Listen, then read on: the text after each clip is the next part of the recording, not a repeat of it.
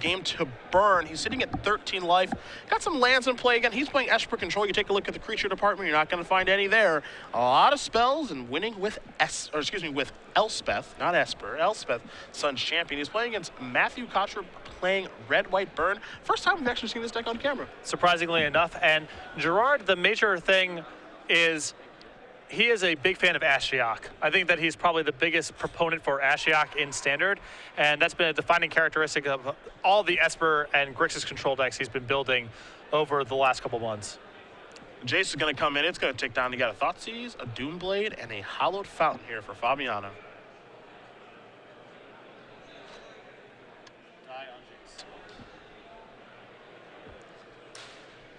And believe it or not, Thoughtseize is still plenty fine against burn post board. You can easily draw too many of them, but one Thoughtseize is better than drawing 0 in my mind in most games. Yeah, Gerard and I talked about this a little bit when we were in the booth during round number 9, but it's kind of a misnomer where people think you're immediately supposed to board out Thoughtseize against them, because if you Thoughtseize a Boros Charm, you have won that battle. And information is so important, too, for how you want to sequence your spells. Are you playing around Skullcrack this game? That's great to know. Yep. Now, Cotrupe has a bunch of cards in his hand, and now here is a Thoughtseize from Fabiano. He's at 13. He's going to go down to at least 11. Cotrupe may have some responses here. We'll see. Now, Gerard is going from 13 to 11, and Cotrupe's hand appears to be loaded. So, although he is missing white mana critically. But as you mentioned, this might be a big deal that Gerard just says, all right, I get your Skullcrack, now I get to rev with impunity, and I don't have to worry about anything. Absolutely. This looks like a Magmajet in response. So Cotrupe is going to put Fabiano down to 11. Again, don't forget at home, the Thoughtseize has not resolved just yet. These are responses to it, so Fabiano's life total will go down to lower once it does resolve. 10 white sources of mana in Matthew's deck, the 8 red-white dual lands, and then 2 copies of Mana Confluence. And there's a Skullcrack. So Fabiano's going to go down to 8. None of this going in Jace's way because, you know, truthfully, who cares about Jace? Yeah. Now it looks like Fabiano's going to go down to 6. So here's the grip. Jeez. Oof. Looks like a War Leader's Helix, I believe another copy of Skullcrack, I believe. Yeah, and Chandra's Phoenix, it appears. Boy, what do you take here? I mean, you might have to hope your opponent doesn't draw a white land. Yeah, I think that you most likely have to take Skullcrack and just hope. Because if Matthew doesn't draw a land next turn, the Chandra's Phoenix doesn't add any appreciable amount of damage because he has to cast that in lieu of attacking with Mutavault. Interesting. He's going to go with the Phoenix. Got it. Oh, no, sorry, with the crack. Yeah. Sorry. I think that's correct. So Phoenix and War Leader's Helix are the cards that are in the grip, and the top card is a Shock. Shock is an excellent draw here for Matthew. There's the Phoenix. You're going to take down Jace now. How do you feel about that? I think that's fine. Giving Gerard a look at that many cards is really dangerous. Might have the main phase rev here. Can you afford to kind of play that posturing game against these burn decks? Seems like it's tough to do. Well, main phase rev here is only a gain of 3, so it's not even that much life, quite honestly. If Gerard has an untapped land, then I think main phase revving is really attractive. There's a Temple Enlightenment, so he does not have a main phase rev. Still may be worth doing, but this turn, if he has Detention Sphere and a removal spell, he may be better served saying, Detention Sphere your Chandra's Phoenix, I have a removal spell for your Mutavault, and then have a much bigger revelation the following turn. Okay. Fabiano's going to move around those lands now. Rep for 3 is not bad here, but it's not a lot, and if Gerard manages his resources correctly, it may be for much more than that. Well, there's a D-Sphere. Now, we know if Cotrupe draws a white source, he can just fire off and try to kill Fabiano. And the question now is he going to fire off the Shock now, or is he going to wait? I'm not shocking the Phoenix, as that's what we're asking. No, shocking on the end step to go upstairs, because he can just wait, and if he draws a white source, he can go Shock War Leader's Helix on the same turn. Not sure what Cotrupe drew this turn. Again, we know about War Leader's Helix. You've seen the Mutavault in a row, but he doesn't have his white mana. So here comes the Mutavault. Fabiano has a removal spell, and that's certainly important. Doomblade going to take care of that. And Gerard cannot afford to take another hit here, and now he's set up a revelation that can really drag him back into this game. Verdict the draw, verdict not too important, but the rev is, I believe this is a situation where you rev on your opponent's upkeep. Yeah, and that's exactly what he's going to do. So he revs on the upkeep, because he knows there's no combination of cards that he can die to right now. Correct. Skullcrack is a disaster, but Skullcrack's a disaster always. And at least you're making Matthew use the mana on his own turn rather than on your turn when it's free for him. Yep. So Fabiano is up to 8. And again, what makes this matchup interesting is because you see the records here, both these players 7-2. Fabiano's in 12th place coming in this round. There's a realistic chance here, as there's Eidolon the Great Revel, that he can win this match, and if things break his way, he top 8s. Absolutely. Temple of Deceit.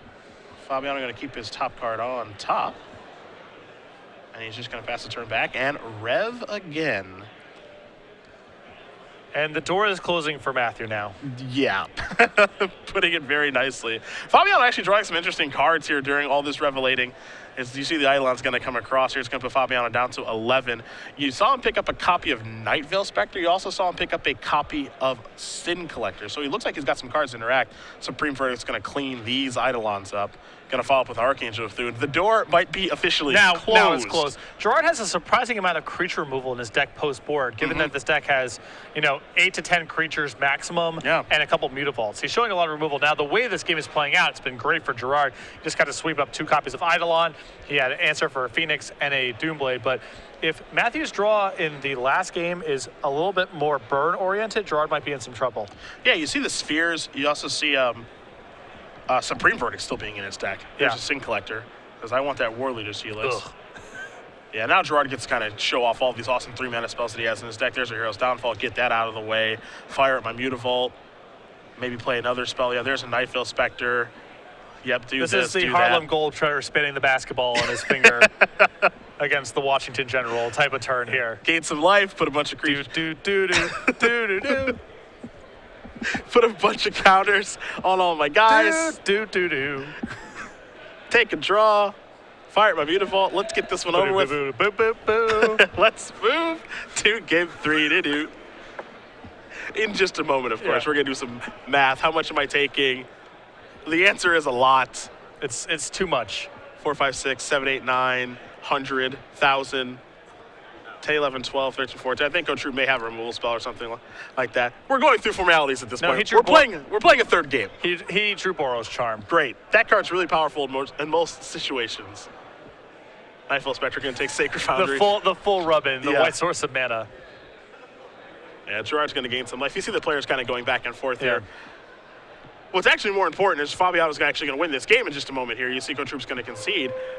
You'll take a look at the middle there. We're under 15 minutes. A draw's obviously not good for anybody here, so hopefully it doesn't come to that for either player, but game 2 is over. It's tough just because, of course, it's very easy for Matthew to win in 15 minutes. Of course. Much harder for Gerard. Of course. Sideboard time. Well, you're the burn guy, so I'll let you do what you do. 3 copies of Satyr Fire Dancer, 2 Chain of the Rocks, 2 Peak Eruption, 2 Toil Trouble, 2 Wear Tear, 2 Spark Trooper, 2 copies of Deicide. Matthew drew a Wear Tear that game, although I don't think that card's very good because the only enchantments in Gerard's list, if I'm understanding things correctly, are Detention Spheres, which don't really have a lot of targets against Matthew's list. So I think that I'd probably just bring in the 2 copies of Toil Trouble and maybe the Spark Troopers and call it a day. Other side of things, you've got 3 Sin Collectors, a Doomblade, a Deicide, a Glare of Heresy, a Dark Betrayal, 2 copies of Archangel of Thune, 3 Nightveil Specters, 2 copies of Life Means Zombie, and an Obsidian Ghost Council. What Gerard has a lot of really good options here available to him. Sin Collector is obvious. That card's fantastic in this matchup. Doomblade also quite good. Takes care of Eidolon, takes care of Mutavault, which we saw. Also takes care of Chandra's Phoenix, which is probably the most important of the bunch. Deicide takes care of Eidolon if you want to. It can also take care of Chain of the Rocks, but I don't think that would be in Cotrupe's deck after sideboard. Nightveil Spectre is really troublesome for burn lists too. Don't discount the significance of that card. And it's obvious how good Archangel of Thune is. It's a little bit slow, but once you get that ball rolling, it's almost impossible to lose. And heck, you could even say the Obsidat's pretty good, just because gaining 2, even though it's for 5 mana, can mess up what Burn's trying to do. It is dangerous to tap out for that card, although Gerard's really not flush with counter spells in his list. So cards like Obsidian get a lot better in that world when it's not competing for your mana with Dissolves and Syncopates and so forth. I feel like he's more of a tap-out Esper deck. Yeah. Kind of like Esper mid-range. He's not really controlling. Yeah, he has Revelation and some other things, but this is much more of a, I'm going to use my mana on my turn. I don't have, Dissolve or Syncopate and stuff like that like Jim Davis has in his blue-white control deck, and I'm just going to try to overpower you. Yeah. So, to the point about Nightveil Spectre, I mentioned that's very good against burn decks. Basically, burn's really good at dealing 2 damage to creatures. And so high impact, cheap 3 toughness or greater creatures are pretty effective against burn. The fact that Night Veil Spectre blocks everything effectively, and once Night Veil Spectre gets rolling, the cards you're finding are really significant in damage races or as removal spells as well. It's not a card you would look at and say, this is for the burn matchup, but it is an important part of Gerard's overall game plan for the matchup. Well, it is time to begin game number 3. We'll see exactly what happens here. Fabiano's on the draw. Cotrupe is on the play. He's going to keep. Gerard just can't believe his opponent doesn't have to mulligan. As boisterous as ever. Does he like this hand? Looks like he does. We're underway. Interesting start here for Cotrupe. And the reason I say that is because if you're Fabiano, the card you're probably most scared of on the opening turns of the game is Eidolon. Yeah, although Matthew having a Mutavault in his opening hand is also something that Gerard's not thrilled about. Yeah. Mutavault's a troublesome card. There's a Sacred Foundry. Cotrupe's going to go down to 18. See if he's going to fire up here, and he will. Fabiano's going to go down to 18 as well. Although playing a Sacred Foundry untapped probably signifies that he has a very land-light hand. That's what I was going to say. There's an island. Take a draw, will Cotrupe. Looks like another copy of Mutavault. Now, don't get me wrong, Mutavault's fantastic in this matchup. Here we go. Azorius Charm, anything like that here for Fabiano? Last breath? No, just down to 16 he goes. Nothing. Sometimes Gerard does the pause and then take the damage. The pause is him thinking in his head, I can't believe this guy has the nerve to attack me right now. Because if I have Last Breath or Azorius Charm, it's so bad for him. That's what that pause was all about. Well, you've known Gerard for some time, oh, so yeah. I'll take your word for it. This guy's got some nerve attacking me this turn. Fabiano's third land going to come into play tapped here, so it looks like his interaction isn't going to begin until turn 4. And you can see why Gerard paused about keeping this hand. He had nothing to do on the first 2 turns of the game, and only now has found black mana. And the thing is if he was able to find a land on time, you see he's got a Sin Collector in his hand. It would have been great. Here's a shock. We're going upstairs now. Fabiano down to 14. Cotrupe's going to untap. He's going to take a draw. Mutavault's been doing a nice job thus far. We'll see if he finds another red source. And again, I don't think he has another second red source. I don't think he has a second red source of mana because he's got Eidolon in his hand. And it looks like, yeah, he's firing with Mutavault again. Fabiano's going to go down to 12. It is probably the toughest card in Standard on Esper. There it is. There's the second red source of red mana. It's a Temple of Triumph. It looks like that card might be going to the bottom. No, it's going to stay on top. Fabiano going to take a draw here. Azorius Charm. A little late to the party. Sin Collector is not a bad play here. Depending on the quality of Matthew's hand, this could be a really good point for Gerard to start catching up in the game. What do we see? Wear Tear, Lightning Strike, Eidolon, Boros Charm, War Leader's Helix. So the Sin Collector does a lot of really good work. I mean, there's a lot of creatures for it to block and play.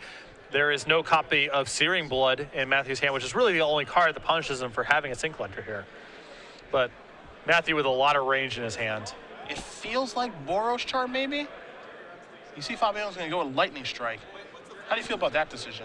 You don't have a great look at his hand, but I'm fine with it because Lightning Strike allows Matthew to go just kill your Sin Collector, attack you for 2 with the Mutavault.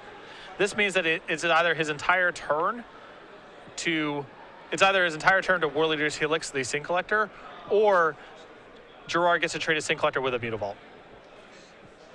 I can see Cotrupe's turn and just being play Eidolon pass. I mean, now if Gerard starts drawing lands, you have to be worried if you're in Matthew's seat. Am I going to lose an opportunity to resolve spells for the rest of the game very soon? Sure. The window on Eidolon might have closed. If Gerard draws a land next turn, there just might be nothing left. He drew Lightning Strike, very good for Matthew. Puts him down to 10, clears the path. Fabiano takes a draw. It's a Temple of Enlightenment, so he's found a land. That's going to come into play. It's time for Gerard to scry. He's going to leave that card on top pretty quickly. And will he play a Night Veil Spectre here? Based on the information he knows, I mean, trading a Night Veil Spectre with a War Leader's Helix and Matthew's entire turn is not bad. Yeah, but to me, it seems like that War Leader's Helix is primed to go upstairs now. I don't think he cares about that Night Veil Spectre anymore. What this means to me is that those Mutavaults are off, and now it's all right. Let's finish him off. Let's start going upstairs. Yeah. This is still not a bad turn for Gerard given the circumstances. Looks like a mountain was the draw here for Cotrupe. He's going to put that into play.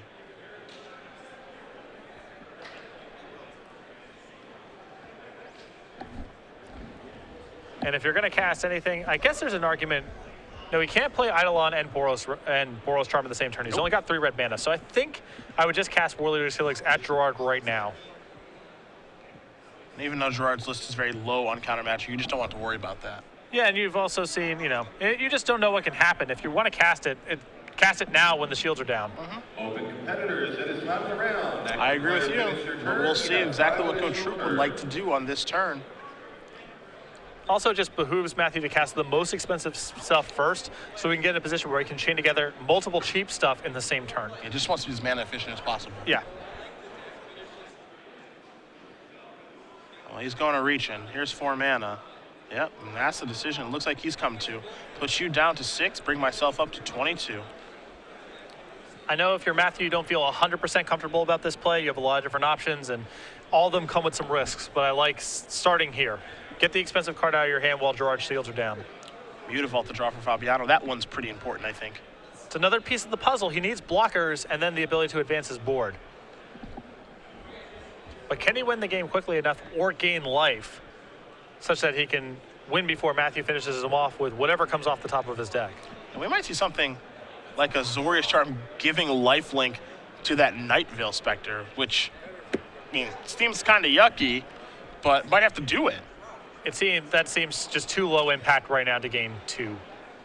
Maybe next turn with a Mutavault, that play starts becoming realistic, but right now I just don't think that's enough.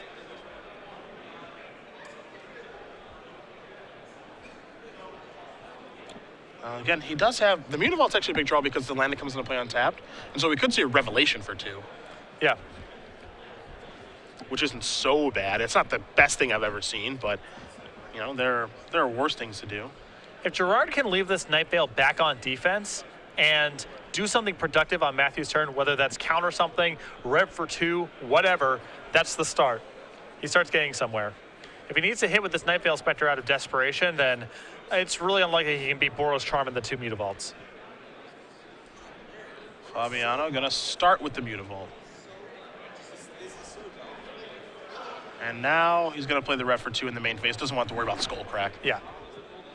So hit 1, Hero's Downfall. Hit 2, Godless Shrine. He's already played his land for the turn, however. I think the Spectre just stayed home, so. For sure. Like I mentioned before, the burn deck is all 2/2s, so Night Veil Spectre is a pretty good blocker. If you're Fabiano, you might just be hoping that he just draws a couple lands. He's got the Wear and Tear in his hand, but that's basically dead. Yeah. That one's not going to do very much in this game. We know about the Boros Charm, so Fabiano's at the virtual 4 life right now than the Eidolon, which in theory puts Fabiano to a virtual 2. There's no guarantee of that, but it feels that way. Yeah. Mana going to be tapped here. This looks like 3 mana. I wonder what we have here. There's a Phoenix. Man, if I'm Gerard, I feel great about that. Yeah, you dodged another bullet there. Yeah. That's like taking a turn off. Take a draw for Fabiano. It's a Temple of Enlightenment. And Gerard knows about the Wear Tear from the Sync Collector, so he's not just going to go Detention Sphere, Chandra's Phoenix, attack you, die on the way back. Yeah, no, he's not in much of a rush at all. You can sort of feel Gerard, you know, he's got a lot of draws that he needs to dodge here, but he is climbing back. He's working his way back into it, but he doesn't have the ability to take a lot of time with these decisions. Yes. You know, we're about to be under 3 minutes left on the clock. And, you know, there's no guarantee if Gerard wins this match that he's going to top 8. You know, it depends how tiebreakers fall and all that good stuff. But what we do know is if he draws, he is not making top 8. For sure. That's a positive in this situation.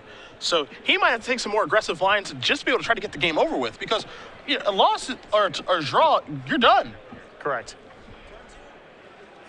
And his goal is certainly the top 8 here. He's the one person who can maybe catch Van Meter in the race here in Season 2 on the Open Series. Just maybe another Phoenix? All right. This feels like having the opponent take a turn off again. Davis, Yeah, and Davis, please report Matthew, of course, doesn't really care very much about Detention Sphere hitting these Phoenixes because A, they don't do very much, and B, he still has the Wear Tear left over. Yeah. But he's just trying to build up a board. Next turn, if Gerard does nothing again, maybe he Alpha Strikes. I think Fabiano's considering cycling his Azorius Charm right now. I think that's what we see here. Maybe ultimate price on a Phoenix to get these out of the way. Okay, that's reasonable. He can only let the board build up so much. Yeah. He's at risk of getting hit with an Alpha Strike next turn. So, and Gerard cannot really allow any creature to connect. Yeah, what's really interesting is the Azorius Charm in his hand, because again, it's not going to do a ton.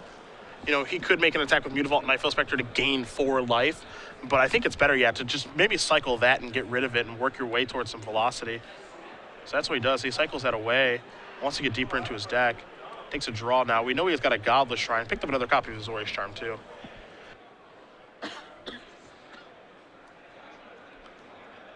But Gerard's setting up a pretty good defense here. He is well protected, and Matthew's creatures are just not going to be productive draws for the rest of the game. Eidolon probably has some amount of utility, but otherwise, his creatures are pretty close to worthless draws. Temple of Silence here for Fabiano. That's his second source of black mana. Leaves that card on top. Looking at Supreme Verdict Knight, I can't imagine he has any interest in casting that. No, the Nightveil Spectre is better than every creature that in Matthew's deck, Yeah. so he's not making that trade. Fabiano just passed the turn back over to Cotrupe. Cotrupe will take a draw. For Cotrupe's side of things, again, we know he has Nylon, we know about the Wear Tear and the Boros Charm. Now he quickly draws and just passes the turn back. That's, I think, the telling play, because now for Fabiano, you go, okay, well, some stuff's going to start coming upstairs. Yep.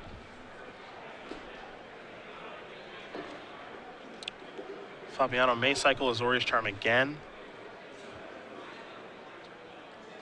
It looks like the answer is no, so he's just going to draw a card. You see the D-Sphere in his hand. Picked up a copy of Sphinx's Revelation. That's pretty important. There's a Godless Shrine tapped. Passes the turn. Another piece of the puzzle. Yeah. See what this is going to be. Here's a Magma Jet. And Fabiano says, you know, I don't have counter magic. That's fine. So Fabiano's going to go down to 6, I believe. Phoenix is going to come back here for Cotrupe. It'll be time to scry with that jet here.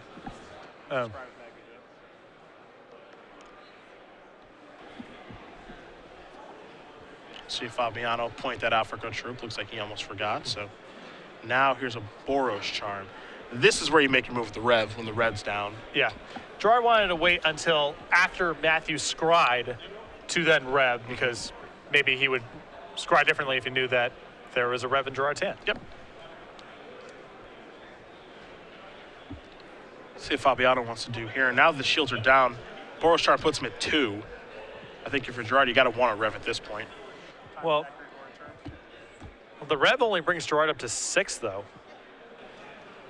Yeah, I mean, the Rev's not going to, you're not getting any better. Also, you can't pass. I don't think you can pass and just hope to, like, pick your spot correctly with the Rev. Yeah, you know, that's true. I think that now that the shields are down, you can't get skull cracked. You just take your 4 life and you undo the Boros Charm. You get 4 more cards. Maybe you chain yourself into another Rev. Who knows? But I don't think you can afford to just say, that's fine, you can untap. And then, you know, then you have to bob and weave around maybe, like, you know, shock. Something like that.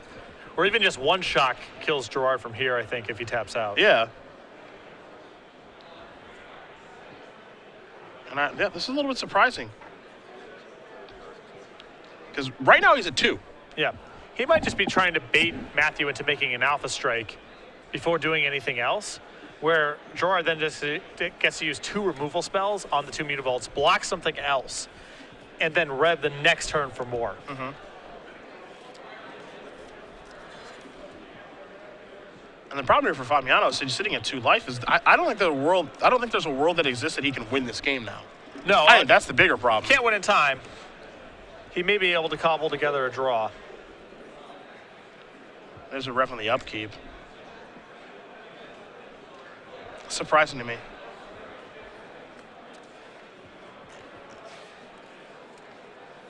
I guess he may know all the cards in Cotrupe's hand. Yeah, I think that's from the the thing. Sin Collector, so that makes some sense to me. Yeah.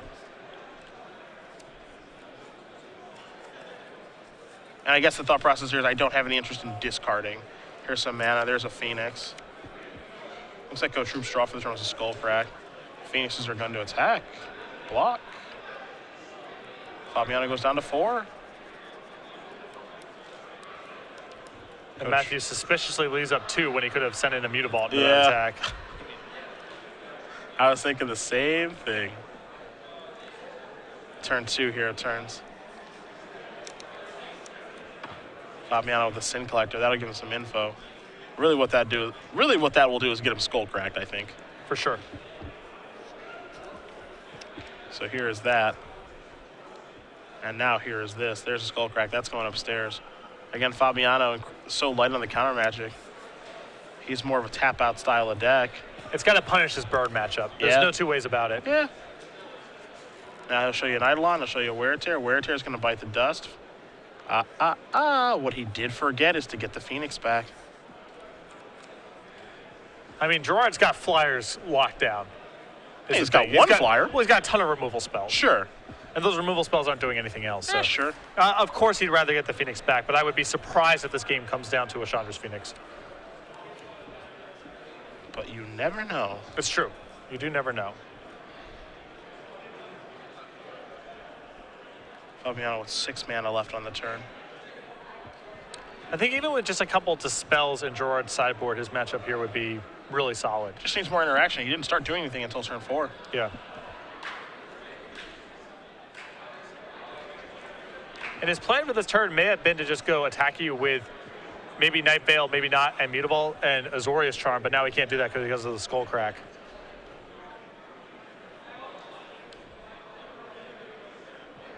Looks like Fabiano wants to consider an Ashiok here.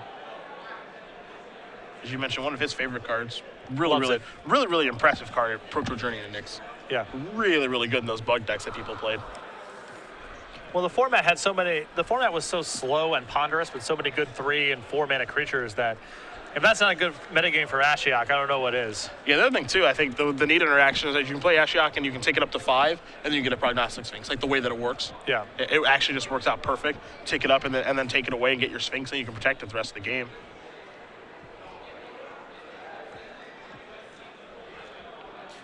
Gerard really contemplating what card to play. It looks like he's just going to discard a Hero's Downfall past the turn back, so turn 3 will go to Cotrupe.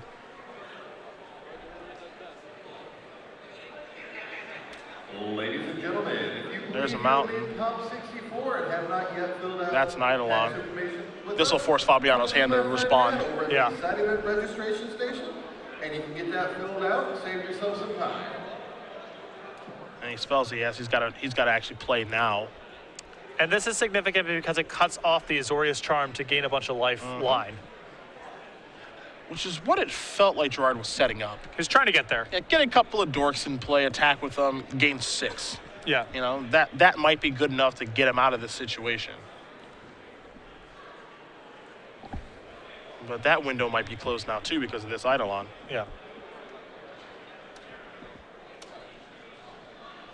And Gerard just trying to make sure here he really wants to clutch onto this Azorius Charm if he possibly can because the lifelink mode gives him a different angle of attack, but there's just nothing to be done with it at this point other than cycle.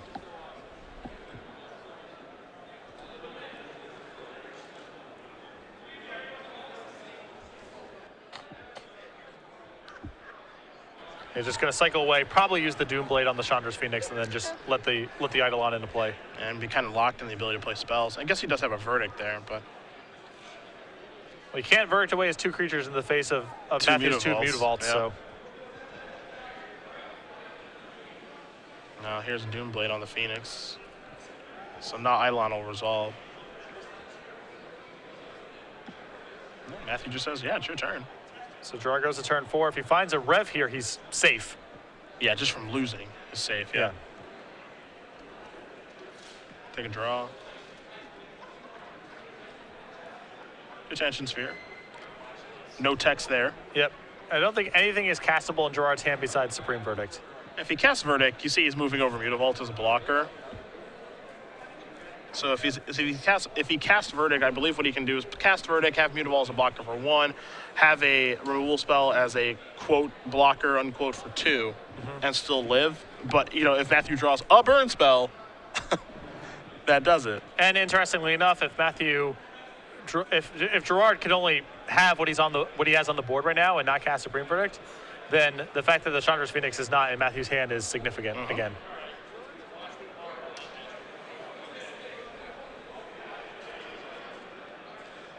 Jeez. Okay. That won't trigger the Eidolon.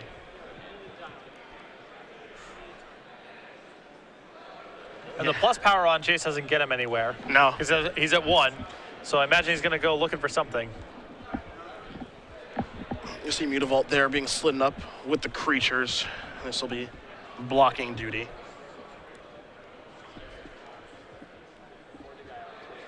Looks like we're going to probably tick down. I don't think ticking up, as you mentioned, ticking up doesn't do anything, so ticking down is probably for the best. Yeah, taking down allows him to find Revelation, which has more utility than any of the other cards in his hand. Yeah, so here comes cards. Number 1, Archangel Thune. Number 2, Revelation. Number 3 is Goblet Shrine. Pretty easy split, if you ask me. Yep.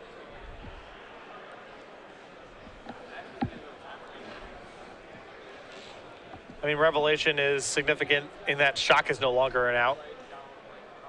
Yep, that's true, because he can rev for 2, go put himself up to 3, and doesn't take damage from the Eidolon. Right. Converted mana cost is above 3 mana at that point. But the Archangel, again, we're in turn 4. I don't know what it really does here. Looks like Gerard's taking it, though. A little surprised.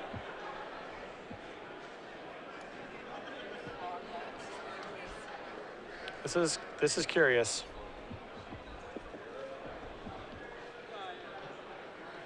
Yeah, I agree with you. This is a little bit curious. I'm a little surprised to see him take that and put the Rev to the bottom. Again, the Rev's the only card that can keep him alive. Okay, so there's an Archangel. Okay. So, turn 5. I mean, burn spell or not, pretty much. Well, now Shock kills Gerard. Yeah. So, take a draw. What was that? Was that Chandra? Was that Chandra? Well, Chandra does 1 to a player. Oh my goodness. Yep. That is it. So that was another card that gets cut off if Gerard takes the Revelation. Unbelievable. Matthew Cotrupe, you see a deep sigh of relief, wins this match with Gerard Fabiano. Wow. 2-1 on a turn 5 Chandra Pyromaster. And I believe Fabiano's friends are pointing out exactly what he could have done. Wow. Yeah, I'm curious. I'm curious what Gerard's logic there is on not taking the Revelation. Yeah, I believe that Rev was the best card to take there. I mean, that's what it looks like either way. We're in turn 4 of extra turns. There's nothing else. Nothing else in his hand provides any utility.